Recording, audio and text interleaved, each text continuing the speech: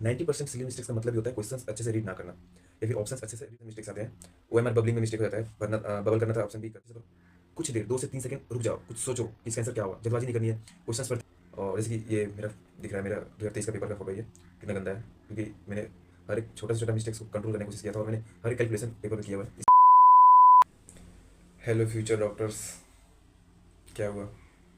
Number कम आ रहा है, silly mistakes ज़्यादा हो रहा है। देखो, एक टाइम था जब मैं भी ऐसे यूट्यूब पे बैठ के सर्च करता था कि सिली मिस्टेक्स कैसे कम करना है, और मैंने किया भी। मेरे नॉर्मल 10 से 15 सिली मिस्टेक्स होते थे इस टाइम पे। एग्जाम से 1.5 महीना पहले सिली मिस्टेक्स होते थे फुल मॉक टेस्ट में, 10 से 15। बट मैंने उसे धीरे धीरे रिड्यूस किया, और 4 से 5 होने लगे।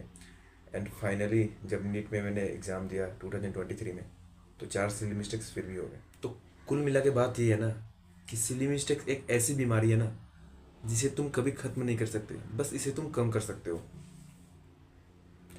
और जिनके 720 आते हैं वो, आई थिंक, किस्मत का खेल है, सिली मिस्टेक्स ना होना। तो चलो अब मुद्दे पे आते हैं, सिली मिस्टेक्स कैसे कम करना है और सिली मिस्टेक्स होता क्यों है। ज़्यादा लंबा वीडियो नहीं है, छोटा सा वीडियो बनाऊंगा इस पर, तो पूरा देख लेना।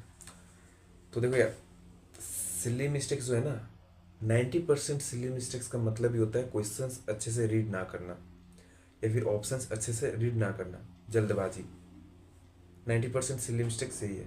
तुम जो भी सिली मिस्टेक्स कर रहे हो ना, उसमें 90% रीज़न यही मिलेगा कि तुमने क्वेश्चंस या ऑप्शंस सही से नहीं पढ़ा, जल्दबाजी की। अब जल्दबाजी करोगे तो कुछ पॉइंट्स छूट जाएंगे, या फिर तुमने चारों ऑप्शन में से सिर्फ पहला ऑप्शन पढ़ के टिक कर दिया, बाकी ऑप्शन देखा ही नहीं तुमने, वो भी देखना है। तो देखो, जल्दबाजी नहीं करनी है सबसे पहली बात। मॉक टेस्ट देते समय थोड़ा भी जल्दबाजी नहीं करनी है, एकदम आराम से देना है। किस बात की जल्दबाजी भाई? ट्रेन छूट रही है नहीं ना। तो देखो, 90% में तो ये हुआ। 10% में क्या होता है कि उसमें कुछ कैलकुलेशन मिस्टेक्स आते हैं। ओ एम आर बबलिंग में मिस्टेक हो जाता है, भरना बबल करना था ऑप्शन बी, कर दिया ऑप्शन सी गलती से। तो वो सब 10% में आता है सिली मिस्टेक्स। 90% वही है क्वेश्चन सही से रीड ना करना। फिजिक्स में भी हम लोग कई बार जल्दबाजी में जो यूनिट दिया रहता है वैल्यू, और उसका जो यूनिट है ना, केजी, मिलीग्राम, सेंटीमीटर, वो सही से नहीं देखते हैं, और आंसर निकाल भी लेते हैं, टिक भी कर देते हैं और बबल भी भर देते हैं। और बाद में जब आंसर किसी मैच करते हैं तो पता चलता है मैंने यूनिट देखा ही नहीं, इसको कन्वर्ट करना था केजी में। तो ये सब मिस्टेक्स होता है। तो जल्दबाजी नहीं करनी है। तो अब कम कैसे करना है सिली मिस्टेक्स? क्योंकि यार 10-15 सिली मिस्टेक्स, अगर 10 भी सिली मिस्टेक्स हो रहे हैं तो मतलब 50 नंबर कम, मैंने -50, समझ रहे हो, 50 नंबर। तो देखो मैंने कैसे कंट्रोल किया था। मैं जब भी क्वेश्चन रीड करता था ना, तो हर वर्ड को अंडरलाइन करता था। हर क्वेश्चंस के जो वर्ड है ना, वो अच्छे से अंडरलाइन करता था। और उसमें जो कुछ पॉइंट्स होते हैं, जो करेक्ट, इनकरेक्ट, अनडिफाइंड, ऐसे कुछ जो मेन तुमको पता है ना, ऐसे कुछ वर्ड होते हैं, उसको मैं सर्कल कर देता था अच्छे से, ताकि उस पर फोकस रहे। जब भी क्वेश्चन रीड करूँ उस पर जरूर फोकस रहे, वो मिस ना करूँ। क्योंकि हम नॉर्मली 1-2 बार क्वेश्चन पढ़ते हैं ना फिर से, तो ऐसे करना है। फिर चारों ऑप्शन अच्छे से पढ़ना है, एक भी क्वेश्चन लीव नहीं करना है। चारों पहले ऑप्शन अच्छे से पढ़ लो, क्वेश्चन भी अच्छे से रीड कर लिया, ऑप्शन पढ़ लो, कुछ देर थोड़ा सोचो, 2-3 सेकंड 5 सेकंड सोचो। ऐसा नहीं कि क्वेश्चन रीड कर दिया, मेरा क्वेश्चन आता है, मैंने ऑप्शन भी रीड कर लिया और इसका आंसर ये मैंने टिक कर दिया, और फिर दूसरे क्वेश्चन पे चला गया, और बाद में रियलाइज होता है कि यार यार इसका आंसर ये होता, मैंने जल्दबाजी में ये कर दिया। तो ऐसा भी नहीं करना है। क्वेश्चन अच्छे से रीड कर लो, अंडरलाइन करते हुए, ऑप्शन अच्छे से पढ़ो, कुछ देर 2 से 3 सेकंड रुक जाओ, कुछ सोचो कि इसका आंसर क्या होगा। जल्दबाजी नहीं करनी है, क्वेश्चंस पढ़ते ही टिक कर दिया नहीं करनी। थोड़ा देर सोचो कि हाँ यही तो है ना, करना है। और ऐसा भी सोच सकते हो कि बाकी ऑप्शन तो इससे रिलेटेड नहीं है ना। और जब तुम्हारा आंसर फाइनली आ जाए तो क्वेश्चन पेपर पे ही टिक करके रखो। अभी ओ एम आर बबल बिल्कुल मत करो।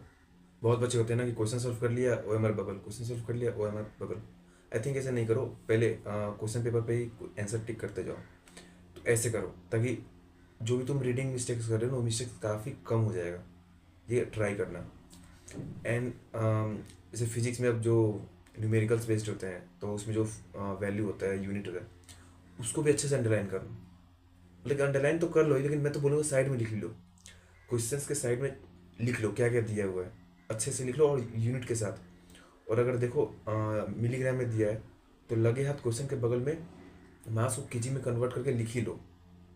क्योंकि अगर तुम बाद में सॉल्व करने जाओ, देखो जब तुम क्वेश्चन रीड कर रहे हो ना, तो तुम्हारे माइंड में है कि हाँ इसको कन्वर्ट करना है केजी में, बट तुम जल्दबाजी में जब क्वेश्चन सॉल्व करोगे ना फिजिक्स में, तो तुम कन्वर्ट करना भूल जाओगे और तुम आंसर भी लाओगे और टिक भी मार दोगे और गलत कर लोगे।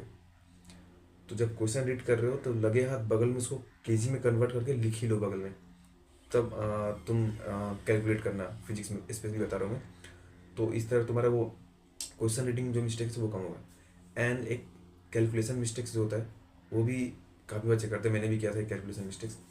तो वो भी तुमको करना है कि हर एक कैलकुलेशन जो है ना, क्वेश्चन पेपर पे कहीं भी रफ, जहाँ पे रफ करने के लिए स्पेस हो, हर एक छोटा से छोटा कैलकुलेशन वहाँ पे करो।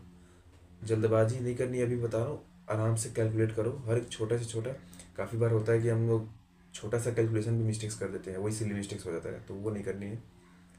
एंड इसके लिए मैंने बोला भी था सबको कि लैंग्वेज हिंदी लेना, क्योंकि हिंदी में इंग्लिश और हिंदी दोनों आता है, तो तुम अपना क्वेश्चन सॉल्व कर लेना और हिंदी साइड में तुम अच्छे से रफ भी कर सकते हो। और जैसे कि ये मेरा दिख रहा है, मेरा 2023 का पेपर का फ़ोटो, ये कितना गंदा है, क्योंकि मैंने हर एक छोटा से छोटा मिस्टेक्स को कंट्रोल करने की कोशिश किया था और मैंने हर एक कैलकुलेशन पेपर पे किया हुआ है, इसलिए मेरा पेपर काफ़ी गंदा है। तो ये करना है फिजिक्स में, न्यूमेरिकल्स में, ऐसे पेपर सॉल्व हो जाए फिर OMR बबल करना है। समझ रहे हो ना, कि ऐसा नहीं कि क्वेश्चन सॉल्व कर लिया और लगे हाथ बबल करना, ऐसा नहीं करना। जब क्वेश्चंस एक राउंड कंप्लीट हो जाए उसके बाद OMR बबल करो अच्छे से, और नंबर वाइज देख कर कि हाँ इस नंबर का ये ऑप्शन होगा, फिर फिल करना। उसमें एकदम अच्छे से ध्यान देना कि बबल गलत ना फिलअप हो जाए। तो यही सब सिली मिस्टेक्स है, मेनली सिली मिस्टेक्स वही है कि क्वेश्चन सही से रीड करना है, ऑप्शन सही से पढ़ना है, कैलकुलेशन सही से करना है, यूनिट जो है फिजिक्स में दिया हुआ न्यूमेरिकल का यूनिट्स वो सही से देखना है। मेनली यही सिली मिस्टेक्स है, 99% सिली मिस्टेक्स सही होंगे तुम्हारे, तो इन्हीं को कंट्रोल करना है।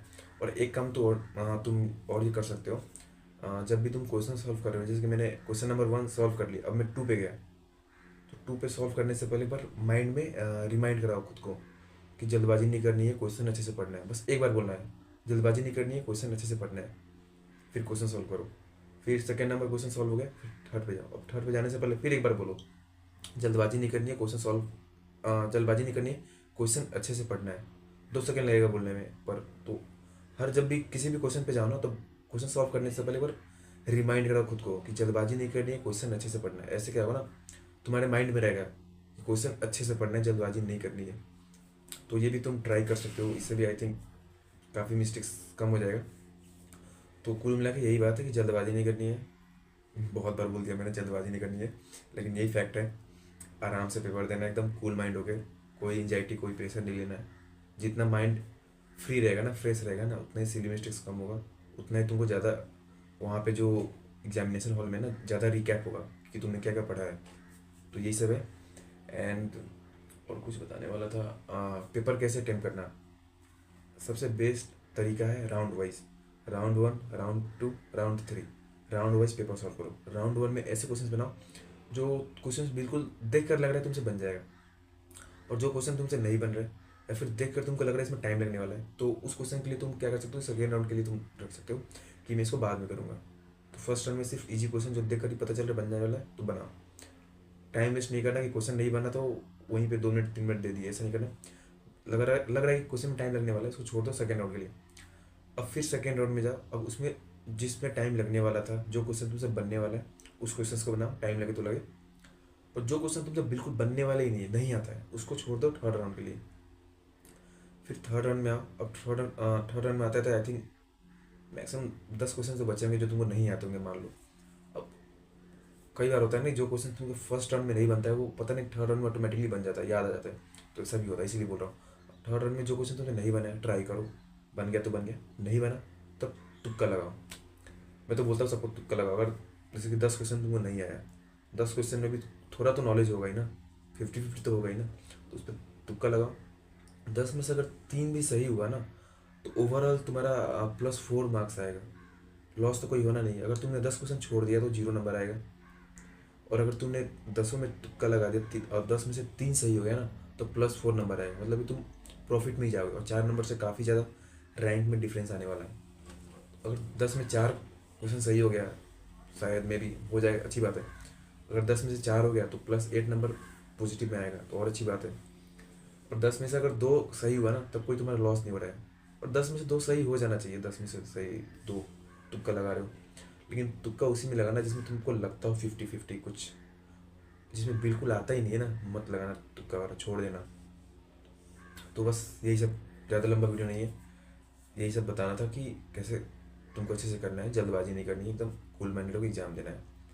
बाकी और कोई डाउट है या फिर कोई कुछ पूछना है तो कमेंट करके पूछो, और नेक्स्ट वीडियो किस पे बनाओ ये भी कमेंट में डाल दो। और जाते जाते एक और बात बताने वाला था मैं कि नीट के अलावा तुम्हारे पास और भी ऑप्शन है, बीएससी नर्सिंग एम्स जो करवाता है, बीएससी नर्सिंग, बीएससी पैरामेडिकल, ये सब जो होता है ना, बीएससी पैरामेडिकल नर्सिंग एम्स करवाता है अलग एग्ज़ाम, उसका अलग से फॉर्म रिलीज होने वाला है, अभी आया नहीं है रजिस्ट्रेशन फॉर्म, लेकिन आई थिंक अप्रैल के फर्स्ट वीक तक आ जाएगा। तो उसको भी फॉर्म भर सकते हो, फिलअप कर सकते हो, नीट के अलावा वो भी एग्ज़ाम दे सकते हो, और उसका एग्ज़ाम जून में होता है आई थिंक।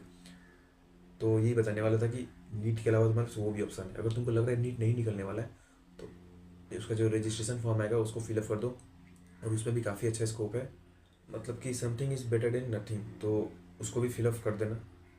एंड बस यही बताना था।